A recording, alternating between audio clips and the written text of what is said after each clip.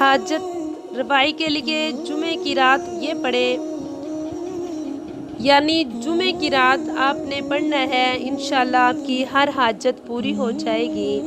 اگر کوئی ایسی جائز حاجت جس کی جلدی پوری ہونے کی خواہش رکھتا ہو یا رکھتی ہو، جس کے بارے میں وہ بہت زیادہ کوشش جدوجہد کر رہا ہو، تو اسے چاہیے کہ وہ جمعہ کی رات کو نماز عشاء کے بعد 4 رکعت نفل نماز اس طرح پڑھے کہ ہر رکعت میں سورۃ فاتحہ کے بعد 21 مرتبہ آیت کریمہ آپ نے پڑھنا ہے۔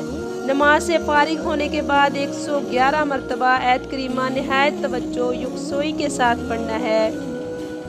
پھر 21 مرتبہ درود پاک پڑھیں، اللہ تعالیٰ سے عاجزی انکساری کے ساتھ دعا مانگیں، بفضل و تعالیٰ بہت جلد اس کی حاجت پوری ہو جائے گی۔ جزاک اللہ۔ وہ یہ ہے آیت کریمہ لا الہ الا انت سبحانک انی کنت من الظالمین۔